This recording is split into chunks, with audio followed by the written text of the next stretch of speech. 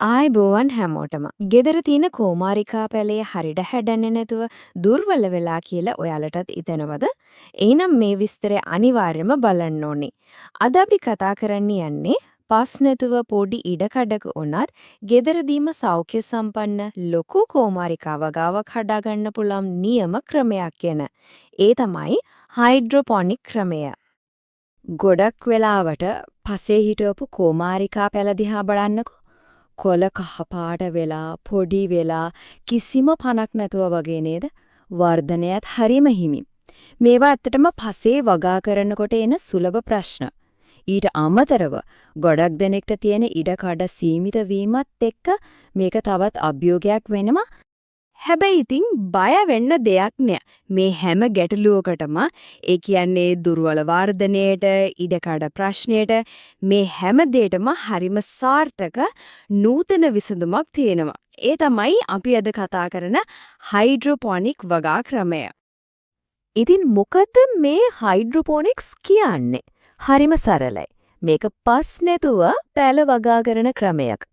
මෙතනදී වෙන්නේ පැලේට අවශ්‍යම කරන පෝෂක ටික වතුරට එකතු කරලා ද්‍රාවණයක් විදිහට දෙන එක. එතකොට පැලේ මුල් කිසිම බාධාවකින් තොරව කෙලින්ම පෝෂක උරා ගන්නවා. ඒ නිසා වර්ධනය හරිම කාර්යක්ෂමයි.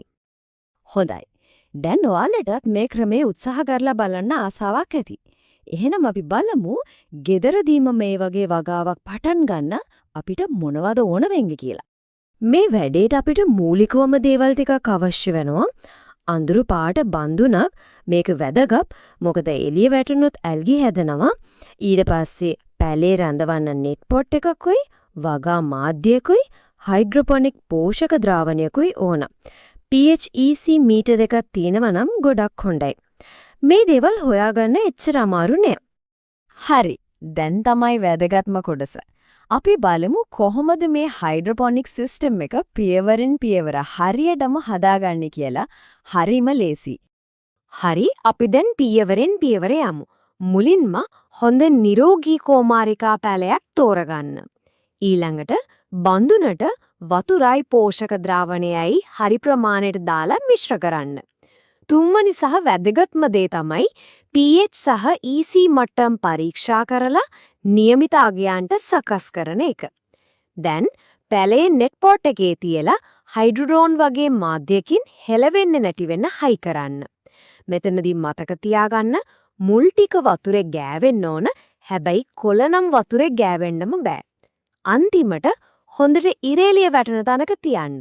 එච්චරයි. මේ තිරයේ තියෙන වගුව හොඳට මතක තියාගන්න. වගාව නිරෝගීව තියාගන්න නම් මේ පාරාමිතීන් ගැන අවධානයෙන් ඉන්නම ඕන.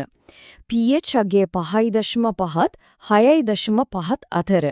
EC අගය 0.8ත් 1.2ත් අතර තියාගන්න බලන්න. මේවා සතියකට සැරයක්වත් චෙක් කරන්න. උෂ්ණත්වයත් සෙල්සියස් අංශක 15ත් 27ත් අතර නම් වඩාත් හොඳයි. තව වැදගත් දෙයක්. වතුර මට්ටම බලද්දී මුල්වලට හුස්ම ගන්න. ඒ කියන්නේ ඔක්සිජන් ගන්න පොඩි වායු අවකාශයක් ඉතුරු කරන්නත් අමතක කරන්න එපා. ඉතින් ඇයි අපි මේ ක්‍රමයට යන්න ඕන? මෙච්චර දෙයක් කරලා අපිට ලැබෙන වාසි මොනවද? දැන් අපි කතා කරමු මේ ක්‍රමයෙන් ලැබෙන පුදුම හිතෙන ප්‍රතිලාභ ගැන. මේක තමයි පුදුමම කාරණය. අපි සාමාන්‍යයෙන් පසේ වගා කරනවට වඩා හයිඩ්‍රොපොනික් ක්‍රමෙන් ජලය 90ක් ඒ කියන්නේ 90%ක් දක්වා ඉතිරි කරගන්න පුළුවන්. ඒක ලොකු ඉතුරුවක් නේද? වතුරේ ඉතිරි වෙන එක විතරක්ම නෙමෙයි වර්ධනය හරිම වේගවත්. පස්සේ හැදෙනවට වඩා ඉක්මනින් ලොකු වෙනවා. එක පැලයකින් අවුරුද්දකට පත්‍ර 10ක් 20ක් විතර කඩන්න පුළුවන්. ඒ වගේම ඇතුලේ තියෙන ජෙල් එකේ ගුණාත්මක භාවයත් වැඩි. අනිත් හොඳම දේ තමයි පස්සෙන් එන ලෙඩ රෝග පලිබෝධකයෝ ගැන කරදර වෙන්න දෙයක් නෑ. ඉඩකඩ පොඩි බැල්කනියක් වගේ තැනකට උනත් මේක නියම විසඳුමක්. ඒ කියන්නේ වගාව ගැන එච්චර දැනුමක් නැති කෙනෙක්ට ආධුනිකයෙක්ට උනත් කිසිම බයක් සැකක් නැතුව මේ වැඩේ පටන් ගන්න පුළුවන්. මොකද පස්සෙන් එන ලෙඩ රෝග අවදානම ගොඩක් අඩු නිසා නඩත්තු කරන්නත් හරිම ලේසි. ඉතින් මේ වගේ තවත් වැදගත් ප්‍රයෝජනවත් දේවල් ගැන දැනගන්න කැමතිනම් අපේ YouTube, Facebook සහ TikTok නාලිකාව එක එකතු වෙන්න කියලා අපි ආදරේන ආරාධනා කරනවා.